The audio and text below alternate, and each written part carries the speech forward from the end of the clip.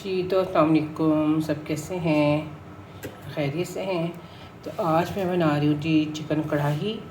तो मैंने पहले भी 2 दफ़ा चिकन कढ़ाई बनाना सिखाई है, तो मैंने सोचा कि ये वाली भी मैं आपको सिखा दूँ। तो ये मेरे पास 1.5 किलो साफ़ी चिकन है। इसे मैंने धो के और इसका पानी खुश्क करके फिर मैंने इसे कढ़ाई में डाला था। इसमें मैंने जो है ना 4 चम्मच चाय वाले मिर्चियों के डाले हैं और 2 चम्मच मैंने इसमें नमक के डाले हैं और ये इसमें 3 मीडियम साइज़ का प्याज है और ये मेरे पास साबुत लहसुन थे 2 पूरे, जो फूल होते हैं उनके, तो वो मैंने इसमें तुरियां दिखें करके डाल दी। अब इसे मैं ग्राइंड करके 1 गिलास पानी में, तो उसका पानी इसमें डाल दूँगी। लहसुन का पानी सिर्फ डालते हैं कढ़ाई में, अदरक सिर्फ काट के डालते हैं। ये कढ़ाई का जो टेस्ट है ना सारा वो सिर्फ लहसुन के पानी से ही आता है। नमक और मिर्ची डालते हैं, मैं आपको बता दूँ।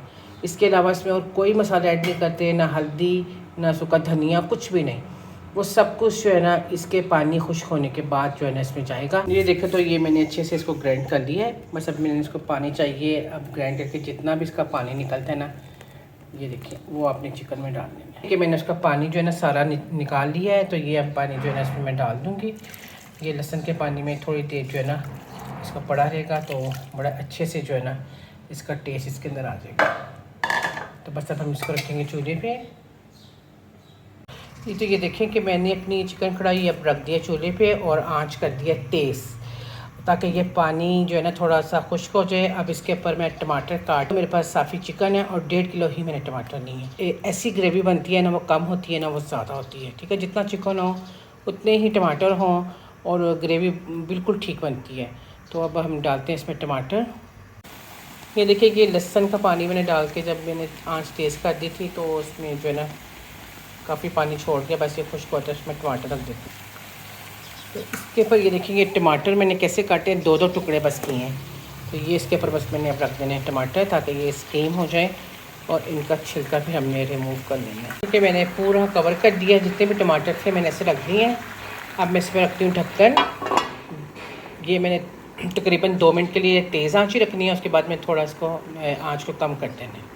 ये देखिए तो ये कितने सॉफ्ट हो गए टमाटर और पानी देखिए इन्होंने कितना छोड़ा हुआ है। तो अब मैं ये इनके छिलके जो है ना सारे ऐसे करके उतार लूँगी सारे टमाटरों के, और इसको थोड़ी देर के लिए ऐसे ही छोड़ दूँगी ताकि पानी इसमें कम हो। तो फिर मैं इसको मैश करूँगी आपस में। ये देखते कि मैंने सारे टमाटरों के छिलके जो है ना उतार दिए हैं। अब इसको बस इनमें मैंने थोड़ा सा मिक्स करना है और इसका पानी जो है ना खुश्क करना है। अब दही के अंदर मैंने जो है ना आधी चम्मच सफ़ेद मिर्चों की डाली है, ये आधी चम्मच मैंने सूखा धनिया पिसा हुआ जो है, और आधी चम्मच मैंने गरम मसाला पिसा हुआ डाला है। और ये जो है ना 2 चम्मच चाय वाले भर भर के मैंने ना कुटा ज़ीरा और कुटा साबुत धनिया जो है वो चाहे आप भून के रख लें और चाहे आप ऐसे ही करके रख लें, इससे ही टेस्ट आता है। तो अब इसमें मिक्स करके, तो अब जब इसका पानी थोड़ा खुश्क हो जाएगा तो इसमें मैं जो है ना ये ऐड करूँगी। पहले इसमें मैं डालूँगी घी, ऑयल और मक्खन, या मक्खन की बजाय देसी घी, मैं देसी घी का इस्तेमाल करूँगी।